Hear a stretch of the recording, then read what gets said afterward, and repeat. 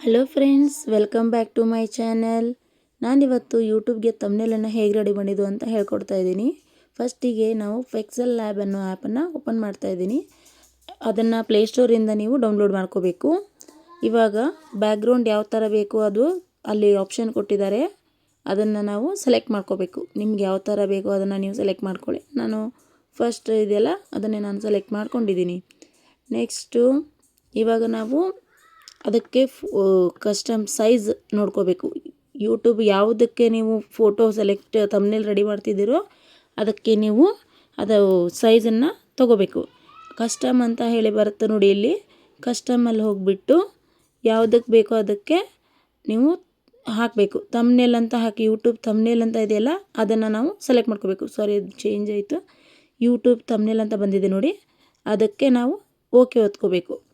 Okay ಮಾಡಿ next ಅದಕ್ಕೆ ನಾವು ಸೆಲೆಕ್ಟ್ ಮಾಡ್ಕೋಬೇಕು. ಏನು ನೋಡಿಕೊಂಡು ಫೋಟೋ ಸೆಲೆಕ್ಟ್ ಮಾಡ್ಕೋಬೇಕಲ್ಲ. ಇವಾಗ ಅದನ್ನು ಇಲ್ಲಿ 3 ಆಪ್ಷನ್ ಕೊಟ್ಟಿದೆ ನೋಡಿ. ಎ ಅಂತ ಇದೆಯಲ್ಲ ಅದ್ರ ಪಕ್ಕ ಇದೆ ನೋಡಿ, ಅದರಲ್ಲಿ ತೊಗೊಂಡ್ರೆ ಇಂಪೋರ್ಟ್ ಅಂತ ಬರುತ್ತೆ. ಅಲ್ಲಿ ಇಂಪೋರ್ಟ್ ಅಂತ ಬರುತ್ತಲ್ಲ, ಅದ್ರ ಮೇಲೆ ನಾವು ಸೆಲೆಕ್ಟ್ ಮಾಡಿದ್ರೆ ನಮ್ಮ ಗ್ಯಾಲರಿಯಲ್ಲಿರೋ ಎಲ್ಲ ಫೋಟೋಸು ಬರುತ್ತೆ.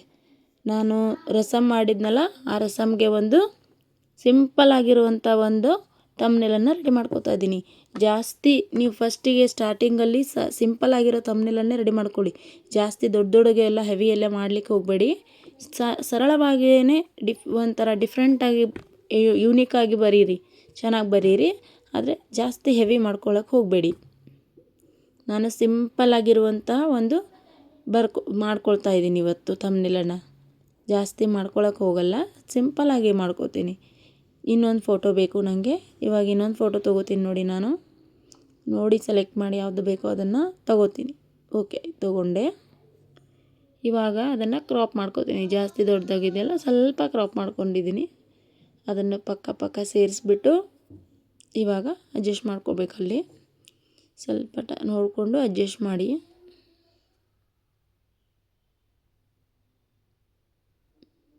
ಈಗ ಅದನ್ನು ಫಿಟ್ ಆದಮೇಲೆ ಒಂದು ಟಚ್ ಮಾಡಬೇಕು. ಅಲ್ಲಿ ಟಚ್ ಆದಮೇಲೆ ಅದು ಸೈಡ್ಗೆ ಒಂದು ಸಲ ಟಚ್ ಮಾಡಿದರೆ ಅದು ಕರೆಕ್ಟಾಗಿ ಕೂತ್ಕೊಳ್ಳುತ್ತೆ ನೋಡಿ. ಅದು ಈಗ ಇನ್ನೂ ಮುಗಿದಿಲ್ಲ, ಹೋಯ್ತು. ಈಗ ಮುಗೀತು. ಸೈಡ್ ಟಚ್ ಮಾಡಿದೆ ಅಲ್ವಾ, ಈಗ ಮುಗೀತು. ಇವಾಗ ಕರೆಕ್ಟಾಗಿ ಕೂತ್ಕೊಂಡಿದೆ ಅದು. ಇವಾಗ ಟೆಕ್ಸ್ಟ್ ಮಾಡಬೇಕಲ್ವ ನಾವಲ್ಲಿ ಕೆಳಗೆ, ಅದಕ್ಕೆ ಪ್ಲಸ್ ಅಂತ ಇದೆಯಲ್ಲ ಅದ್ರ ಮೇಲೆ ಟಚ್ ಮಾಡಿಬಿಟ್ಟು ಇವಾಗ ಅದಕ್ಕೆ ಎಡಿಟ್ ಅಂತ ಹೋಗಬೇಕು. ಎಡಿಟ್ ಅಂತ ಹೋದ ತಕ್ಷಣ ಇಲ್ಲಿ ನ್ಯೂ ಟೆಕ್ಸ್ಟ್ ಅಂತ ಬಂದಿದೆ ನೋಡಿ, ಅದನ್ನು ಫುಲ್ ಎಡಿಟ್ ಮಾಡ್ಕೊಂಬಿಡಿ. ಹೋಯ್ತು. ಇವಾಗ ಅದು ಹೋಯ್ತು. ಇವಾಗ ನಾನು ಅದಕ್ಕೆ ಸಿಂಪಲ್ ಆಗಿರುವಂಥ ಒಂದು ಥಂಬ್ನೇಲನ್ನು ಬರಿತೀನಿ. ಟೊಮೆಟೊ ರಸಮ್ ಅಂತ ಬರಿತೀನಿ. ಸಿಂಪಲ್ ಟೊಮೆಟೊ ರಸಮ್ ಅಂತ ಅಷ್ಟೇ ಬರ್ಕೋತೀನಿ.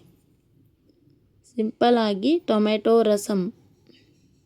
ಏನಕ್ಕಂದರೆ ಜಾಸ್ತಿ ದೊಡ್ಡದು ಬರೆದ್ರೆ ಬಿಗಿನರ್ಸ್ಗೆಲ್ಲ ಪ್ರಾಬ್ಲಮ್ ಆಗುತ್ತಲ್ವ, ಅದಕ್ಕೆ ಈಸಿ ಆಗಲಿ ಅಂತ ಸಣ್ಣದಾಗಿರುವಂಥ ಒಂದು ಥಂಬ್ನೇಲನ್ನು ನಾನು ತೋರಿಸ್ತಾ ಇದ್ದೀನಿ.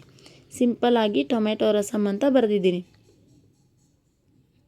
ಇವಾಗ ಅದನ್ನು ಕನ್ನಡದಲ್ಲಿ ಬರಿತೀನಿ. ಟೊಮೆಟೊ ಸರಳವಾದ ಪಕ್ಕ ಆಗಿ ಬಂದಿದೆ ನೋಡಲ್ಲಿ, ಅದನ್ನು ಎಡಿಟ್ ಮಾಡ್ಕೊಂಡ್ಬಿಡ್ತೀನಿ. ನನಗದು ಬೇಡ.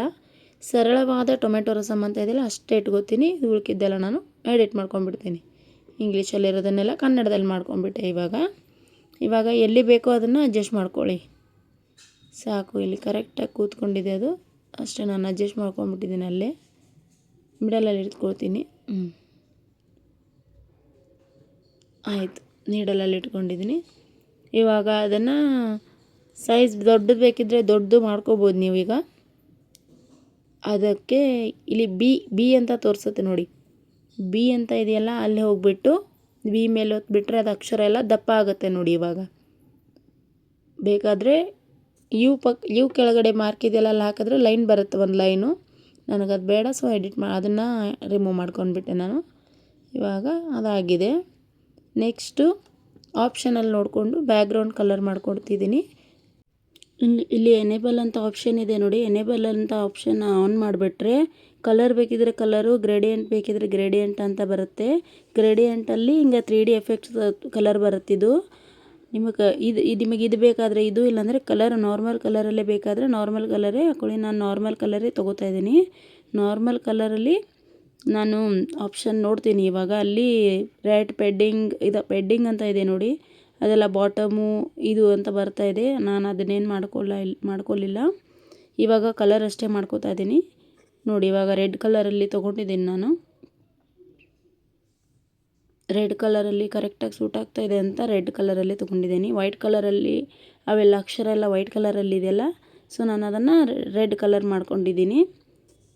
ಮಿಡಲಲ್ಲಿ ಇಟ್ಕೊಂಡು ರೆಡ್ ಕಲರಲ್ಲಿ ಮಾಡ್ಕೊಂಡಿದ್ದೀನಿ. ಬೇರೆ ಕಲರ್ ನೋಡ್ತೀನಿ, ಬೇರೆ ಕಲರ್ ಯಾವುದು ನನಗೆ ಇಷ್ಟ ಆಗಲಿಲ್ಲ.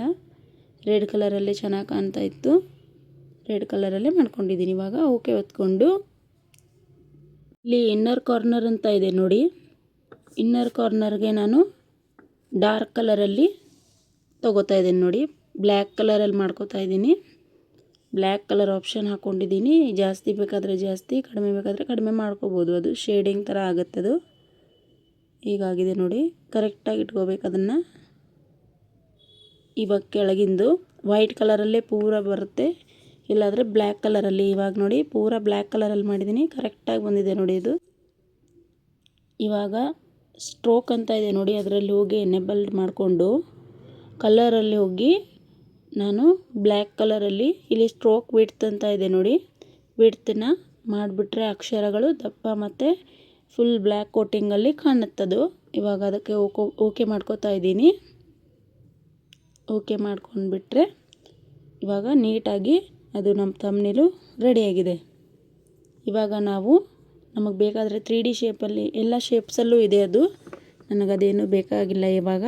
ಸೊ ನಾನು ಇವಾಗ ಸಿಂಪಲ್ಲಾಗಿ ತೋರಿಸ್ತಾ ಇದ್ದೀನಲ್ಲ, ಸೊ ಅದಕ್ಕೆ ಇಷ್ಟೇ ತೋರಿಸ್ತಾ ಇದ್ದೀನಿ ಇವತ್ತು.